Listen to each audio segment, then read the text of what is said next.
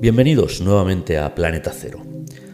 Un retrato que nos muestra un rostro ciertamente inquietante. Tal vez porque es el único retrato que conocemos del personaje sobre el que vamos a tratar hoy. Y digo sí, inquietante, pues por esa presencia, no sé, esos rasgos tan extraños, esos ojos que parece pues que destilen odio, violencia. Tal vez no solamente por el retrato del personaje en sí, hay que tener en cuenta que vamos a hablar de un personaje cuya vida transcurrió en el siglo XV, hace bastante tiempo, y bueno, pues quizá para la época no era un rostro tan extraño. Pero también se acrecentan todos estos caracteres, todas estas características por las historias que hemos escuchado al respecto del personaje. Historias en ocasiones ciertas, en muchísimas otras ocasiones cuanto menos dudosas, sino pues totalmente falaces, invenciones, exageraciones de algunas historias que se pueden aproximar. En cualquier caso, vamos a hablar de un personaje al que seguramente todos conocéis o hayáis oído cuanto menos alguna referencia a él, aunque sea medianamente lejana. Estoy hablando de Vlad Tepes Dracul, el príncipe de Valaquia, Vlad III. Sí, no tiene nada que ver con el personaje de ficción creado a finales del siglo XIX, el conde Drácula, o con el mundo vampírico, o bueno, se han dicho muchas cosas al respecto de un personaje que fue real, el príncipe Vlad III, intentando relacionarlo con el personaje de ficción, insisto, con el vampiro creado por el novelista irlandés Bram Stoker. Es cierto que en un momento dado Stoker supo de la presencia de este personaje histórico, le gustó la localización, posiblemente también le gustó el nombre, y de ahí es de donde extrajo su famosa historia de este vampiro, este conde Drácula que habitaba en un castillo de Transilvania y que bueno, era un no muerto, un vampiro, insisto. Todos más o menos conocéis, si no habéis leído la novela, habréis visto los innumerables films alrededor del personaje, con unos o con otros actores, unas u otras versiones, derivaciones. Pero hay que decir que todas estas historias del conde Drácula y del vampiro que creó Bram Stoker no tienen absolutamente nada que ver con el personaje real, con Vlad Dracul, con este príncipe de Valaquia del que vamos a hablar. A raíz de la novela y de la historia de Drácula creada por Bram Stoker, se intentó relacionar al príncipe Vlad III pues, con historias de vampirismo, como que era un hombre que se alimentaba de sangre, que hacía orgías con la sangre de sus enemigos, etc. Bueno, vamos a ver que en cierto modo era un individuo bastante cruel en batalla, bastante cruento, violento, pero todo esto son auténticas exageraciones y aberraciones. En ningún momento Vlad III fue un vampiro, ni mordió cuellos, ni ninguna historia similar. Es más, insisto, creo que se ha exagerado muchísimo la violencia del individuo en batalla, porque si bien es cierto que su seudónimo, Tepes, en rumano significa empalador, efectivamente empalaba a sus enemigos. Vamos luego a hacer unas pequeña reseña de sus batallas y de sus logros, entre comillas, en estas batallas. Si bien es cierto que era un individuo bastante violento en combate, tampoco se sale mucho de la norma de lo que sucedía en aquella época. Estamos hablando del siglo XV, donde efectivamente había otros tantos combatientes, príncipes, reyes, que no se quedaban cortos. Así que, bien, la historia se ha ocupado de poner a este individuo, a Vlad Dracul, como alguien realmente violento, un auténtico sanguinario, pero yo creo que no se alejaba mucho de como digo, otros gobernantes y combatientes de la época. Es más, y lo vamos a ver en cuanto entremos un poquito en la historia del personaje, el príncipe Vlad III era un muy buen negociador y era una persona, por lo visto, bastante inteligente, bastante versada, lo vamos a ver en cuestiones vitales, puesto que tuvo una infancia y adolescencia realmente durísima y sabía negociar muy bien. Es más, se conocían en aquel entonces, o al menos es lo que nos ha llegado por escritos, sus dotes como negociador y personaje que convencía a unos y otros para que formaran alianzas, que por lo cruento de sus batallas, que también lo fueron.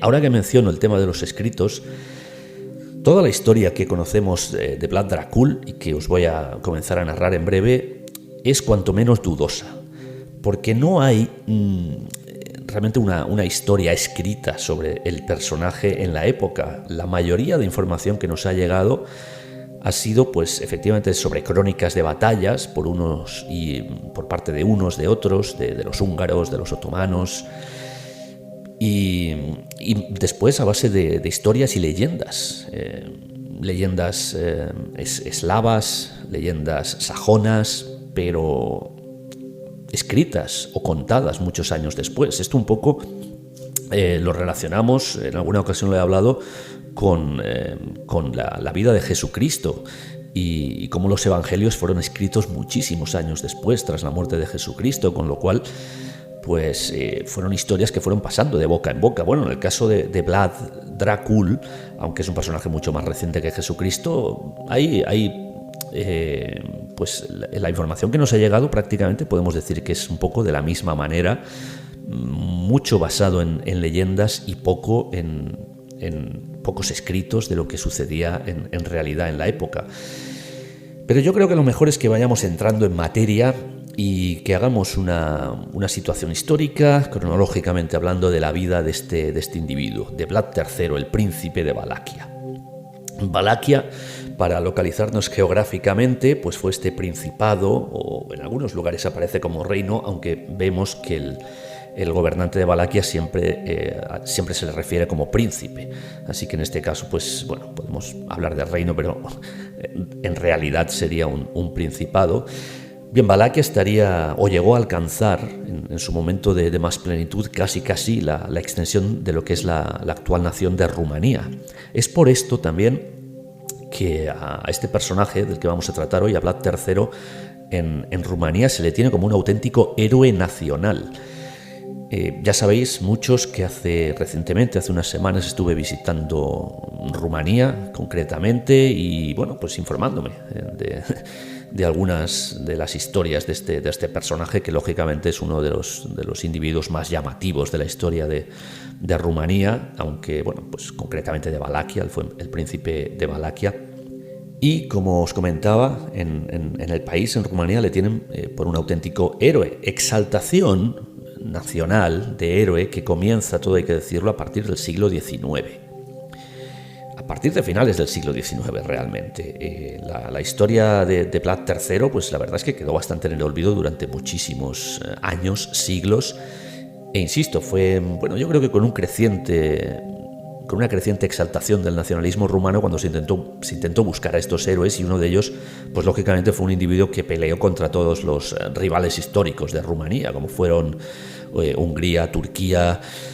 Allí estaba el personaje de Vlad III y bueno, es curioso que incluso había cantares en aquella época, cuando comenzó la exaltación de Vlad III, exaltando sus gestas bélicas más violentas y bueno, no ocultando el deseo que había de exterminar a húngaros y basándolo todo en el personaje de Vlad III, ¿no? Era algo así como que venga Vlad Dracul, nuestro querido príncipe de Valaquia, y nos vuelva a librar exterminando a todos los húngaros. Había cantares de esa índole.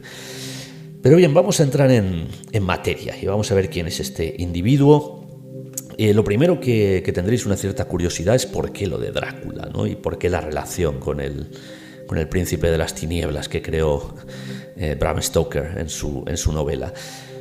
Bueno, el apelativo de Drácula, su nombre, insisto, su nombre de pila era Vlad, y el apelativo de Drácul, apelativo, en este caso sería el patronímico Dracul, Draculea en rumano, de ahí derivó en el Drácula, que yo creo que Bram Stoker finalmente, dependiendo de la pronunciación, en unos u otros idiomas, pues puede ser Dracul, Draculea, Drácula, y de ahí salió el personaje de Bram Stoker. Es un patronímico que venía directamente de su padre, que era el príncipe Vlad II de Valaquia.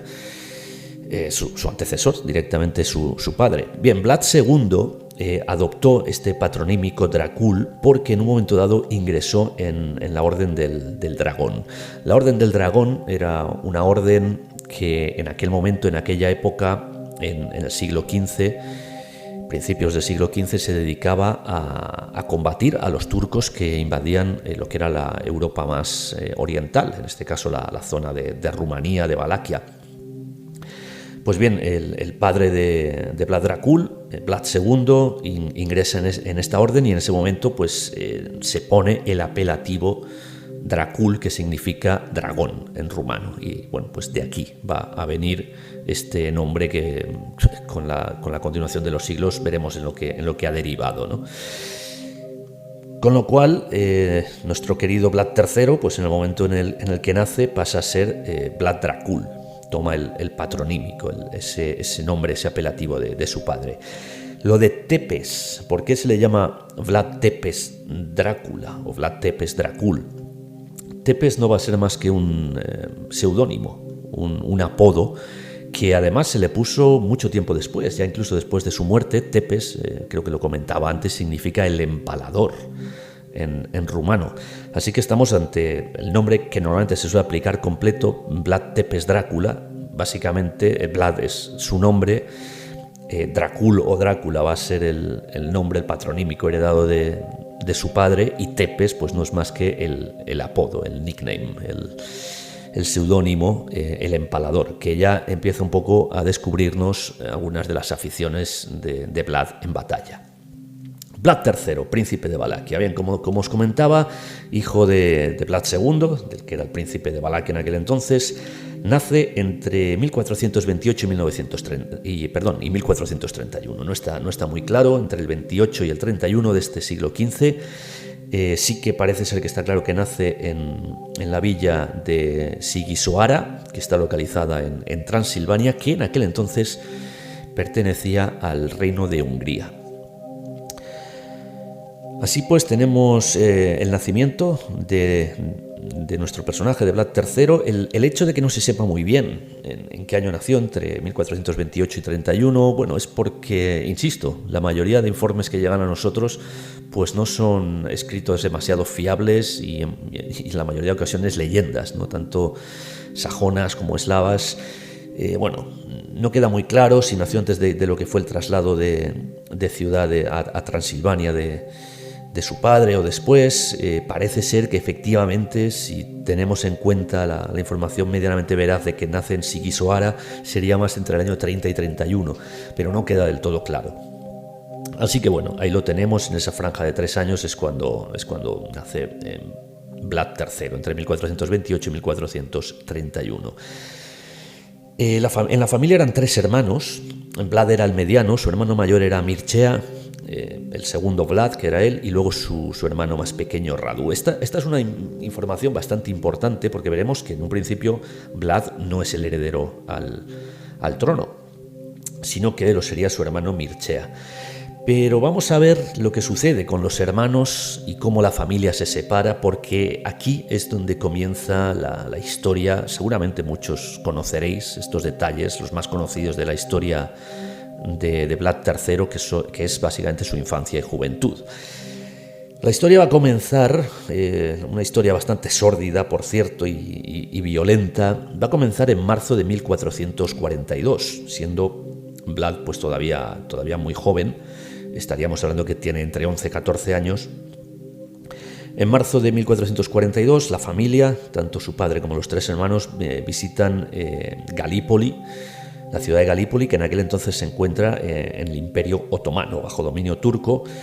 Y todo esto es porque Vlad II, el príncipe de Valaquia por aquel entonces, el padre de Vlad III, no apoya al sultán otomano de la época, el sultán Murad II. Murat va a pedir explicaciones de por qué, bueno, pues los reinos cercanos no apoyan o no rinden vasallaje al poderosísimo Imperio Otomano.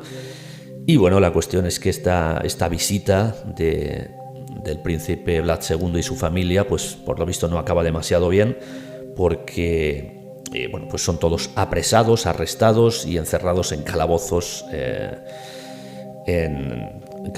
del Imperio Otomano, ¿no?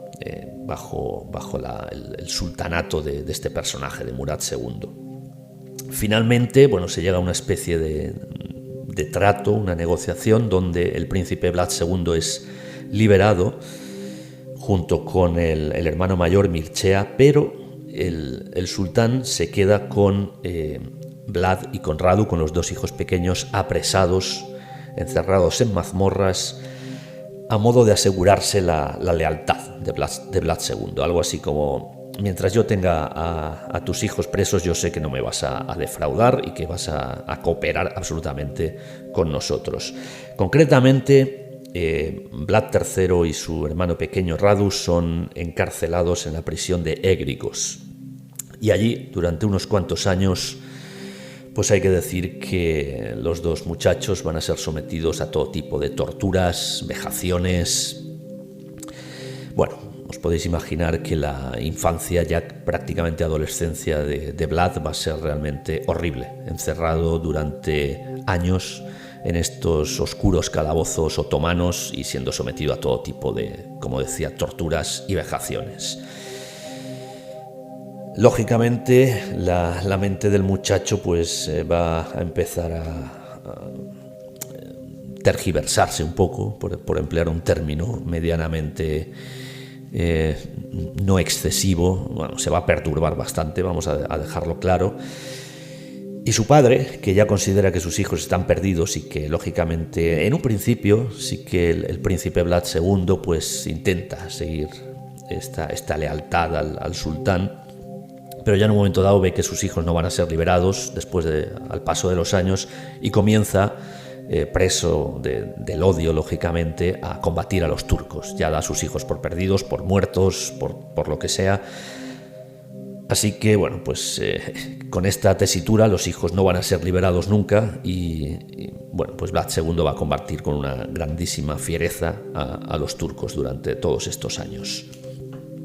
Pero finalmente se da la circunstancia de que tras unos cuantos años, concretamente aproximadamente estamos hablando de 4, 5, 6 años de prisión de estos muchachos, en el año 1447 Vlad III y su hermano Radu consiguen escapar de esta prisión, de esta prisión otomana, de estos calabozos.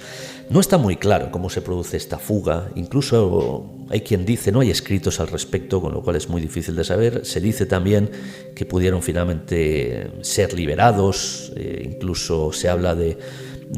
Algunos estudiosos hablan de que hubo realmente en estos años, aparte de las torturas y las vejaciones, un auténtico lavado de cerebro. Esto puede concordar bastante con lo que vamos a ver que hace a continuación Vlad III en los sucesivos años, donde incluso parece que se alía con los otomanos. En fin, vamos a ver que hay unas historias realmente un tanto confusas en lo que son las batallas, pero si me preguntáis, yo sinceramente pienso que efectivamente debió de haber algún tipo de fuga. No sé si hubo algún tipo de ayuda, porque es cierto que Vlad III va a contar con mercenarios otomanos en un momento dado en sus filas, en sus primeras batallas. Sea como fuere, el caso es que en 1447 los muchachos consiguen escapar y después de esta fuga, intentando volver a su reino, en el mismo año se da la circunstancia de que tanto su padre como Mircea, su hermano mayor y que era en ese momento el heredero al trono, van a ser asesinados por los otomanos. Por lo visto, parece ser, o al menos a mí lo que me cuadraría de toda esta historia, es que después de la fuga el sultán se da cuenta de que ya no puede presionar más a Vlad II y a Mircea, que ya estaban combatiendo contra los otomanos, y deciden quitárselos de en medio, porque ahora ya no tiene a sus hijos para presionarles, y esto es lo que sucede. Y vamos a ver qué es lo que sucede a continuación, después de pues un tiempo unos meses en los que parece ser que Vlad, después de su fuga, va intentando reclutar a algunos mercenarios porque, una vez enterado de la muerte de su padre y de su hermano, pues lógicamente lo que va a intentar es recuperar su trono. Un trono que en ese momento, este trono de Valaquia, va a ser usurpado por un tal Vladislao II.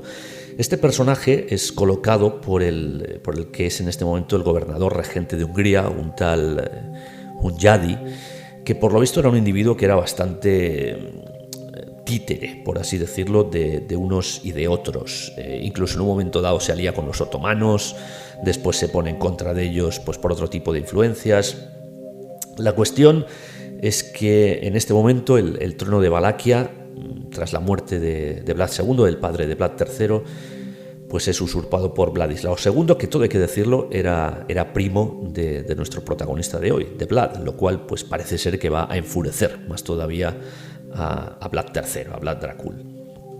Curiosamente, en esta época, en este año ya de 1448, un año después de la muerte de Vlad II y de la fuga de Vlad III, pues tanto el gobernador de Hungría, Hunyadi, como Vladislao II inician una pequeña campaña contra los otomanos para recuperar algunos territorios perdidos en la zona más oriental de Valaquia.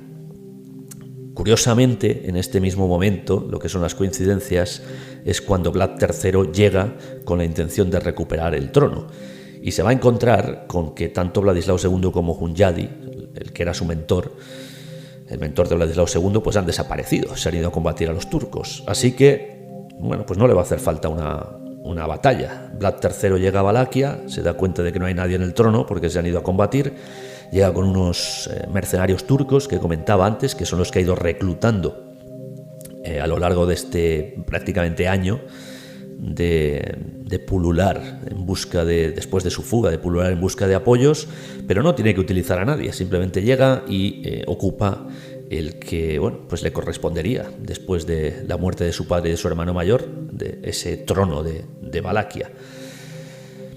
En octubre de 1448, ya a finales de este año en el que ha sucedido todo esto, Vladislao II es finalmente derrotado por los otomanos. Él va retrocediendo después de intentar combatirlos en la parte más oriental de Europa y finalmente en la zona de Kosovo, aproximadamente, en la actual Kosovo, es donde es finalmente derrotado y no le queda otra que retornar a Valaquia a encerrarse en un principado que cada vez es más pequeño.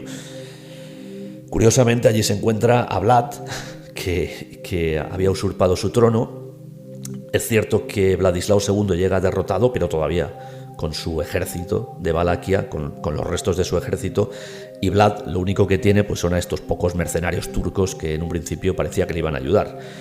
Lo cierto es que los mercenarios desaparecen en cuanto ven la llegada del antiguo rey, de Vladislao II, príncipe, mejor dicho, y Vlad pues no tiene otra opción más que huir. Tras este mínimo reinado que apenas le ha durado unos meses, huye y lo hace curiosamente al Imperio Otomano. ¿Por qué? Pues porque ahora eran los enemigos de Vladislao II. Y aquí es donde yo os comento lo que os comentaba antes, que es muy curioso que Vlad se fugara de esta prisión de la forma que se fugó y que luego, tras unos meses, volviera a buscar refugio en el mismo lugar, en el Imperio Otomano. Aquí, desde luego, hay algo que no nos cuadra en todas estas historias. Y, como decía antes, algunos investigadores sí que llegaron a la conclusión de que posiblemente Vlad, en su momento, hubiera sufrido un auténtico lavado de cerebro en estos 5 años que estuvo en la prisión y que los otomanos pues lo hubieran tomado como un secuaz más, como un perfecto aliado. Lo cierto es que finalmente donde va a encontrar mejor refugio Vlad no es en el Imperio Otomano, sino en Moldavia, el reino que se situaba al norte de lo que era la zona de Valaquia.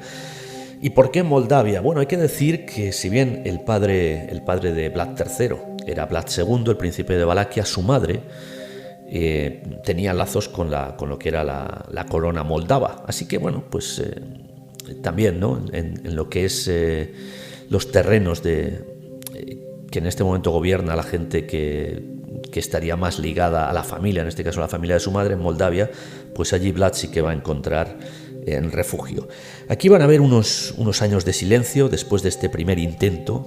Fijaos que toda esta historia después de su fuga ha sido apenas en un año. La historia de su fuga, el ascenso de Vladislao II al trono de Valaquia, el intento de Vlad por recuperar el trono, la derrota de Vladislao II y su regreso, la marcha nuevamente de Vlad. Todo esto ha sucedido entre el año 47 y 48. A partir de aquí sí que van a haber unos años de silencio hasta el año 1456, aproximadamente 7 u 8 años, en que lo que va a hacer Vlad va a ser mover los hilos desde su exilio en Moldavia. Es cierto que comienza a recorrer algunas zonas de Valaquia, de Hungría, del Imperio Otomano, buscando apoyos. Y aquí es lo que yo os comentaba antes, que Vlad III podría ser un individuo muy cruel en combate, pero era también un grandísimo negociador. Dotes negociadoras que, quién sabe, quizá aprendió durante su reclusión en esa mazmorra del Imperio Otomano. No lo sabemos. Pero el caso es que consigue bastantes apoyos, y fijaos dónde va a encontrar los apoyos: en el reino húngaro. Sí, los mismos que habían colocado a Vladislao II en el trono, ahora se van a volver contra él y van a apoyar, quién sabe de qué manera consiguió Vlad III este apoyo, cómo consiguió convencerles, pero lo cierto es que Vlad III va a retornar a Valaquia con el apoyo de los húngaros y va a derrotar a Vladislao II, el cual va a morir directamente en el combate, en la batalla. De esta manera, en el verano de 1456, que es cuando se produce esta batalla, ya a finales de verano del 56, Vlad III conseguirá finalmente el trono de su padre y comienza a ser el príncipe de Valaquia. Y va a comenzar no de una forma suave, va a comenzar con una auténtica purga a todos los traidores que años atrás vendieron a su padre y a su hermano. Bueno, básicamente los ejecuta sin andarse con muchos miramientos, ocupa las tierras y propiedades de todos estos nobles traidores y las comienza a repartir entre sus simpatizantes. Aquí, bueno, pues muchos nobles húngaros que le habían apoyado, algunos de los antiguos mercenarios otomanos que volvían a ser fieles a él. Y comienza una nueva época de negociaciones. Insisto, Vlad III el empalador, pero Vlad III también el negociador. Participa de varias alianzas, fijaos, porque entre estas alianzas se va a retornar a Moldavia, pero no de una forma muy amigable, y es que va a participar de la invasión de Moldavia. Fijaos que el hombre, Vlad III, se alía con unos, con otros, a él le da igual. Él lo que quiere es pues conseguir simpatizantes, mantener su trono, extenderlo, que es lo que va a conseguir en sucesivos años, conseguir más tierras, y si para esto tiene que atacar a los que le habían dado cobijo y refugio durante los años anteriores, a la familia de su madre, pues lo hace. Invade Moldavia. En los sucesivos años van a haber también diferentes guerras internas por el trono de Hungría que le había apoyado también para recuperar su trono de Valaquia. Pues ahí se va a lanzar también Vlad III, apoyar a unos, apoyar a otros. Y si hay algo que gusta a los aliados de Vlad III cada vez que se alía con un bando o con otro, es la crueldad que muestra en batalla. Sí, esto es algo que gusta mucho. Gusta mucho porque es muy efectivo en combate. Aquí es donde comenzamos a ver el rasgo característico que finalmente acabará con el seudónimo de Vlad III. Los empalamientos, los desmembramientos, la violencia de Vlad III y todo su ejército en batallas. Arrasa villas enteras, no deja a nadie, ni a niños, ni a mujeres. Los empala a todos. De esta época es cuando se empiezan a narrar que tras las batallas por las que transitaba el ejército del príncipe de Valaquia, de Vlad III, a continuación se podían ver bosques y bosques de empalados, cientos, miles de empalados en los campos de batalla por los cuales transitaba. Por ejemplo, uno de los ejemplos que aparece en varios escritos son los conflictos que va a tener con diferentes comerciantes, concretamente con comerciantes sajones, también con algunos comerciantes húngaros, conflictos económicos.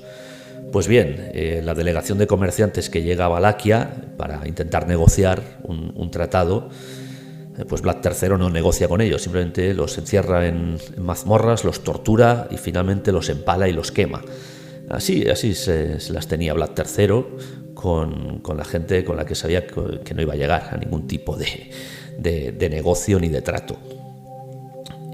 Por ejemplo, otro interesante ejemplo es la invasión de Brasov, que es una villa transilvana, donde, pues tras la batalla, hace prisioneros, pero decide que que tiene demasiados prisioneros, que le están saturando los calabozos, y entonces lo que hace pues es sacarlos y empalarlos a todos y dejarlos empalados.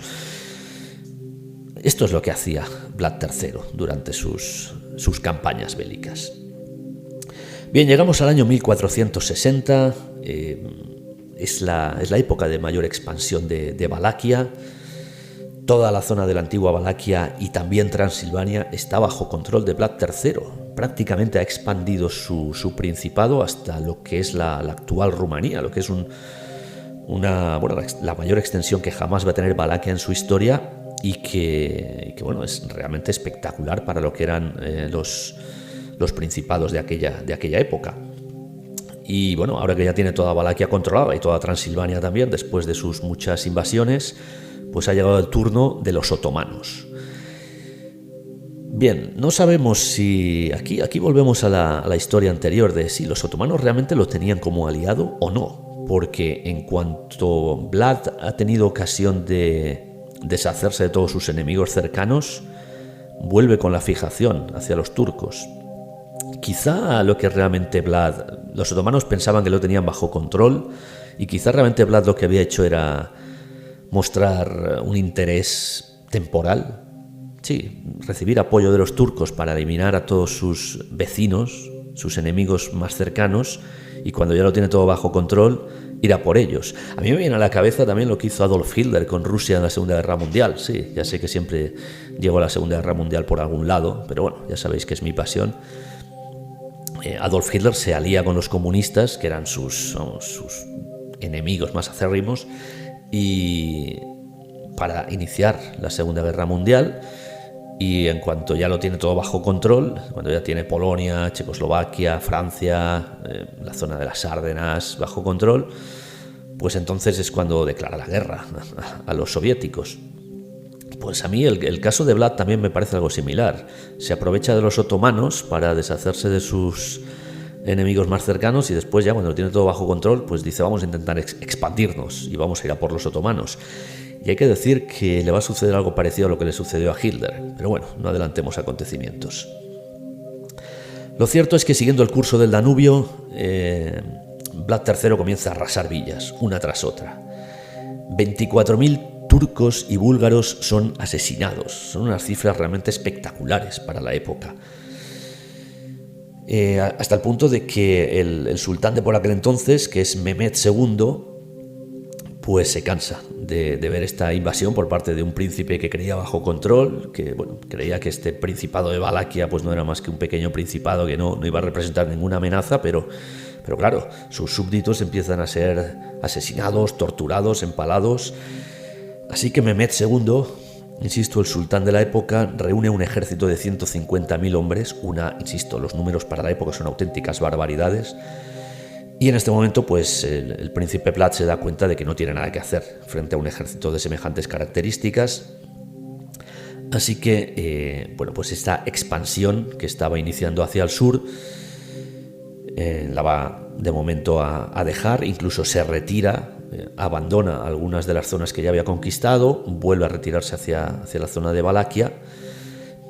Y cuando los turcos entran en estas zonas, en estas tierras por las que Vlad había conquistado y de las cuales se retira, pues se dan cuenta de lo que ha dejado detrás. Nuevamente, campos con miles y miles y miles de empalados. Especialmente aparecen algunas crónicas la zona de Targoviste, donde se dice que los bosques de empalados se pierden a la vista, en llanuras y llanuras donde no alcanza la vista a ver la cantidad de empalados que por lo visto era pues la forma preferida de Vlad Dracul de acabar con sus enemigos, o al menos de dejarlos allí plantados como ejemplo.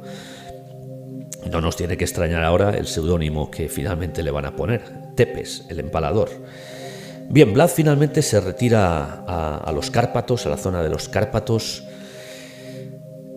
Aquí es donde quiero hacer un pequeño paréntesis para hablar de algo que ya traté en algún podcast anterior, como fue el famoso castillo de Bran, el castillo que se suele llamar el castillo del conde Drácula, ubicado en la localidad de Bran, en mitad de los Cárpatos en Transilvania. Bien, lo cierto es que este castillo ha pasado un poco a la leyenda como el castillo de, entre comillas, el conde Drácula, por la novela de Bram Stoker, aunque Bram Stoker nunca hace mención a este castillo, y es más, cuando lo describe en la novela es un castillo muy diferente al que podría ser este castillo de Bran. ¿Por qué entonces se relaciona este castillo con el conde Drácula? Quizá por Vlad Tepes Dracul. Pues tampoco tiene ningún sentido, porque es cierto que Vlad en aquella época, en esta época que estamos viendo ahora mismo, en esta época de retirada después de sus incursiones hacia los otomanos, se retira a la zona de los Cárpatos, pero no hay absolutamente ninguna referencia a que él tomara como residencia este castillo de Bran, que está ubicado en los Cárpatos. Sí que se menciona la localidad de Bran en algunas crónicas como una localidad de paso para Vlad Dracul, pero en ningún momento Vlad fijó su residencia en Bran, ni siquiera en este castillo. Con lo cual, ¿qué sentido tiene relacionar este castillo? La única referencia que he podido encontrar investigando un poco es que el abuelo de Vlad III, el padre del príncipe Vlad II, del cual os estaba comentando, el padre del padre de Vlad III, fue en un momento dado propietario del castillo y residió en el castillo, pero tiempo después ni Vlad II ni por supuesto Vlad III residieron en el castillo y posiblemente ni siquiera era ya propiedad de ellos. Con lo cual al final parece ser que la historia que relaciona este castillo de Bran con el conde Drácula o con más cercanamente, si queremos, históricamente con Vlad Dracul, pues no tiene ninguna base histórica y posiblemente ha sido más un reclamo turístico que comienza, pues como decía antes, con esa exaltación que los rumanos hacen de la figura de Vlad III a partir del siglo XIX. Posiblemente ahí comienzan a encajar piezas o a ligarse piezas que en ningún caso históricamente tienen ninguna relación. Pero bueno, quería hacer este pequeño apunte porque si vais al castillo de Bran veréis que hay una sala con pues algunos de los gobernantes históricos de la zona y aparece efectivamente el retrato de Vlad III, pero que es un personaje, príncipe de Valaquia efectivamente, pero que en ningún momento dado parece que tuviera ninguna relación especial con este castillo. Y bien, después de este paréntesis continuamos con la historia de Vlad. Ya está retirado en Valaquia, insisto, refugiado en los Cárpatos, en una zona que es bastante más difícil de acceder para los ejércitos. Y vamos a llegar a noviembre de 1462, que es cuando vamos a ver el principio del fin de Vlad, por así decirlo. En estos 2 últimos años, después de las incursiones de Vlad hacia el Imperio Otomano y hasta 1460 y hasta el año 62, los otomanos van a conseguir un poco lo mismo que en su momento Vlad hizo. Mucha negociación y conseguir que al final todos se vuelvan contra él. No solo los otomanos, sino que ahora también los húngaros se han cansado un poco del que en un momento dado fue su aliado. Fijaos por todo lo que ha pasado Vlad. En un momento dado los húngaros le quitan el trono, después él lo recupera, se vuelve a aliar con los húngaros, ahora vuelven a estar en contra de él y casi con los otomanos algo parecido. La cuestión es que Vlad Dracul es capturado en noviembre de 1462, capturado por los otomanos y estos mismos deciden enviárselo a los húngaros y los húngaros lo encarcelan en la ciudad de Visegrad hasta el año 1475. Así que, pues este es el final del Principado de Valaquia para Vlad. Va a estar encarcelado durante la friolera de 13 años. Los turcos prácticamente en esta época ya se olvidan de él. Como insisto, se lo han entregado a los húngaros, que son los que se ocupan de encarcelarlo. Y pues durante estos años se le tiene, insisto, encarcelado, y finalmente, para su liberación, los húngaros le ponen una condición. No le ven ya como un peligro, pero, insisto, a condición de que Vlad deje su religión, que todavía no lo había comentado, por cierto, él es cristiano ortodoxo. Bien, pues lo que tiene que hacer es renunciar a su cristianismo ortodoxo y convertirse al catolicismo. Esta es la condición que le ponen los húngaros. Bien, os podéis imaginar lo que hizo Vlad III, que era un personaje muy negociador, que, si veía la posibilidad de liberarse a través de esta conversión, que luego se dice que fue una falsa conversión al catolicismo, pero él aceptó esta conversión y efectivamente pues es liberado. 1475. Y si Vlad III es liberado y pues ve que su principado ya no está en sus manos y necesita recuperarlo, ¿qué es lo que va a hacer? Pues lo que siempre ha hecho: comenzar un nuevo turno de mover los hilos, buscar alianzas. Comienza en esta época, en estos años, comienza a desplazarse. Se instala primero en Pest, en lo que es la actual, uno de los lados del río, de lo que es la actual Budapest, en Hungría. Después se traslada a otra villa húngara, a Pécs. Va buscando alianzas, va buscando gente que le pueda ayudar. Finalmente se instala nuevamente en Transilvania y acaba en la ciudad de Brasov. Instalado en Brasov, comienza alianzas con los nobles de la ciudad y va nuevamente a intentar pelear por recuperar su reinado. En estos momentos, el gobernante de Valaquia era un tal Barasav Laiota, y este individuo, pues que se da cuenta de que Vlad III está reclutando gente en Brasov para hacerle frente, para básicamente entablar una nueva batalla, pues no se va a rendir así por las buenas. Va a buscar apoyo en el Imperio Otomano, que parece que se había olvidado de Vlad III, pero claro, en cuanto aparece por ahí su nombre nuevamente y llegan noticias de que está reuniendo tropas para nuevamente llegar a su reinado de Valaquia, pues los turcos lógicamente reaccionan, porque pues recuerdan aquellos bosques de empalados de hace unos cuantos años, y se va finalmente a establecer el combate.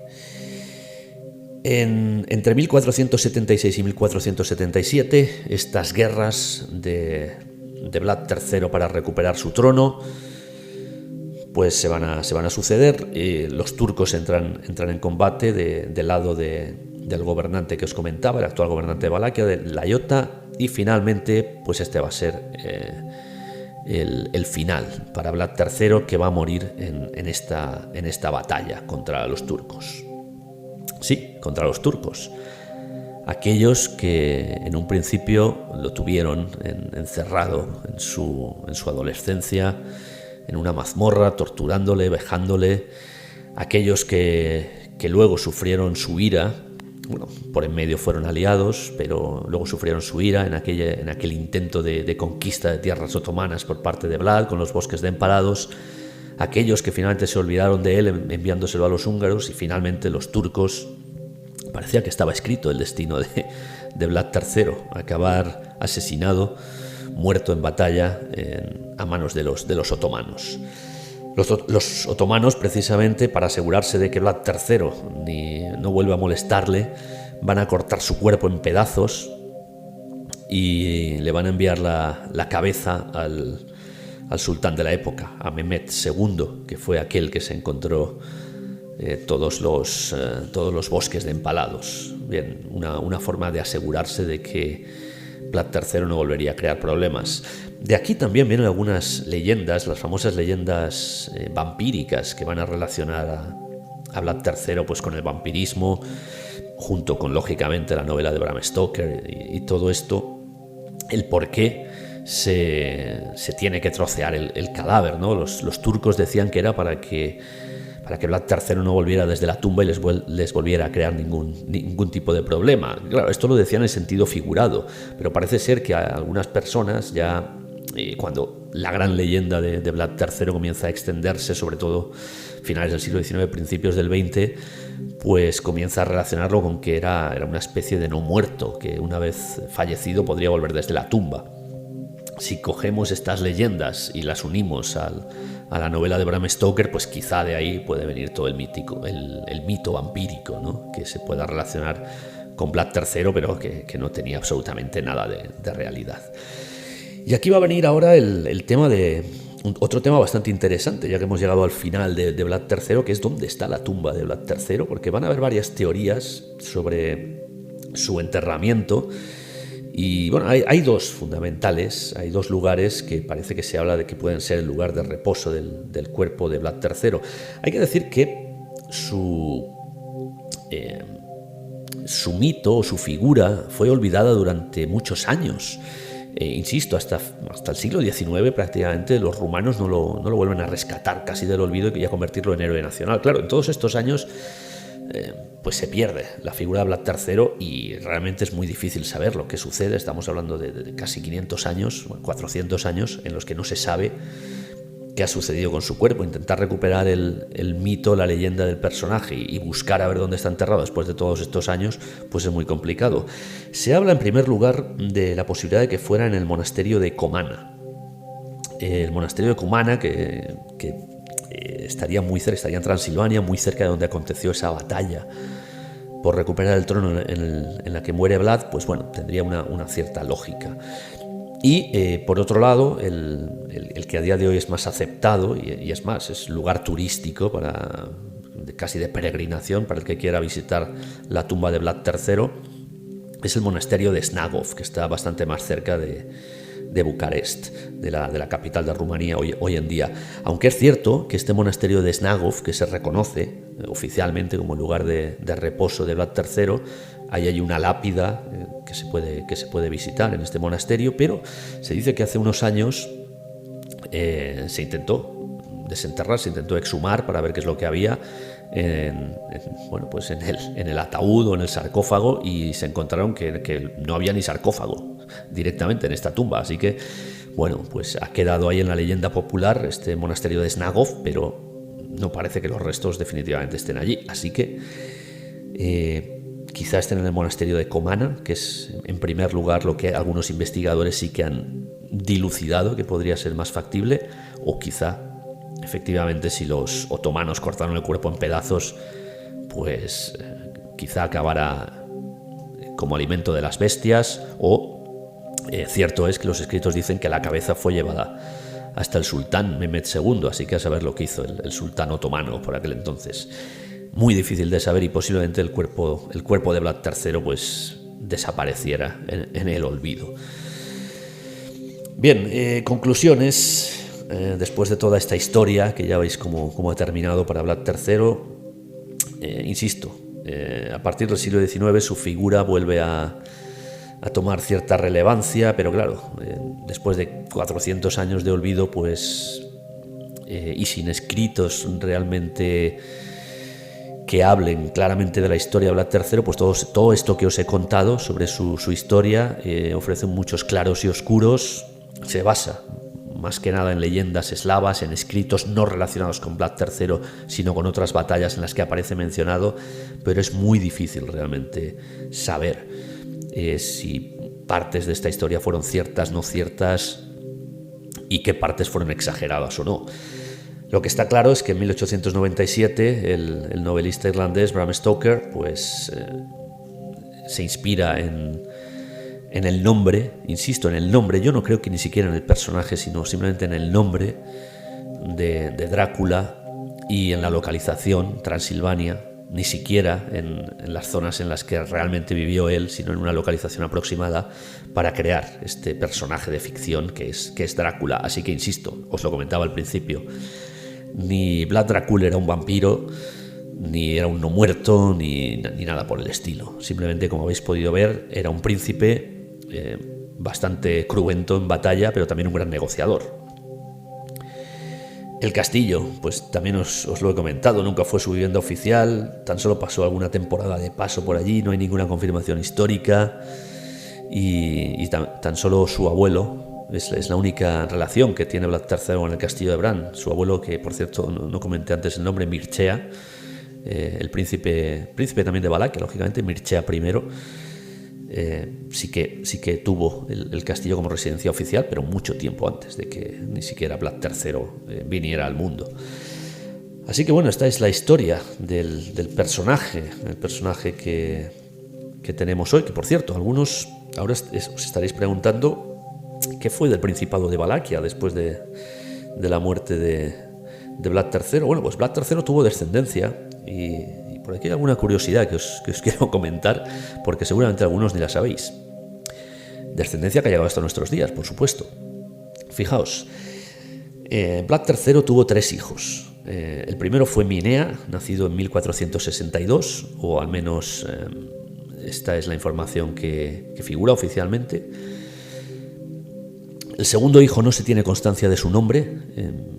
Insisto, es muy complicado porque muchas leyendas además se centran algunas historias en nombrar a Vlad III, pero lógicamente después de su muerte es muy difícil encontrar a sus hijos, así que de su segundo hijo no sabemos el nombre, sabemos que era hijo de Vlad III y que murió en torno al año 1486. Y finalmente el tercer hijo va a ser el más importante, o al menos el que sí que aparece en algún que otro escrito, aunque muy de pasada, también Vlad de nombre, y insisto, aparece en algún que otro escrito porque este sí que reclamó el trono de Valaquia. Es más, se produce una reclamación oficial de aquí, que hay un documento oficial en 1495. Este hubiera sido el príncipe Vlad IV, pero vamos, ni siquiera se consideró restaurarlo en el trono, ni siquiera hubo una batalla. Parece ser que no era tan negociador como su padre, o no era tan belicoso, o simplemente no tenía este hijo de mismo nombre de Vlad III. Este hijo pues no tuvo la ocasión. Lo curioso es que este personaje, Vlad IV, en este caso, aunque nunca llegó a ser Vlad IV, simplemente Vlad, hijo de Vlad III, continuó teniendo familia medianamente noble, una familia que se emparentó con algunas familias casas reales alemanas, y que llega hasta nuestros días. Y llega hasta nuestros días, es más, hay un monarca que acaba de ascender al trono recientemente, cuya línea sanguínea sucesoria viene directamente de este personaje, y con lo cual de Vlad III, Vlad Tepes Dracul, el empalador. Sí, la línea sucesoria que ha llegado por parte paterna hasta el actual rey Charles III de Inglaterra. Bueno, como siempre digo, Charles III de Inglaterra, de Escocia, de Gales, de Irlanda del Norte, de todo el Reino Unido, lógicamente, de Canadá, de Australia, de Nueva Zelanda, de Jamaica y de tantos otros territorios de los que, lógicamente, era, bueno, vamos a hablar de la recién fallecida reina Elizabeth II. Pues bien, su hijo acaba de heredar el trono, el nuevo rey Charles III, su padre, tenía los genes, era descendiente directo de la familia de Vlad III. Así que el actual rey de Inglaterra, Charles III, es descendiente directo por lazo sanguíneo de nuestro protagonista de hoy, Vlad Tepes Dracul. Seguro que algunos no sabíais esto. Pues así es, por cierto. Charles III tiene una gran pasión por Transilvania, incluso tiene una mansión en Transilvania. No sé si esto le viene en los genes o simplemente es porque le gusta mucho el país. Hay que decir que Transilvania es un lugar precioso. Tuve ocasión de estar recientemente, como ya os comentaba al principio, y es un lugar que merece la pena visitar. Así que sí, tenemos un heredero vivo del Principado de Valaquia. ¿Llegará algún día Charles III a reivindicar su derecho al trono? Su derecho al trono de Vlad Tepes Dracul? Sinceramente no lo creo. Esta es la historia que os quería contar hoy, la historia vital de nuestro personaje, el personaje que, si nos estáis siguiendo en YouTube, habréis tenido de estar observando durante casi esta hora de podcast. Vlad Dracul. Sí, no es el conde Drácula, pero no deja de ser un personaje inquietante. Espero que os haya gustado el podcast de hoy y os emplazo hasta una nueva ocasión. Hasta pronto.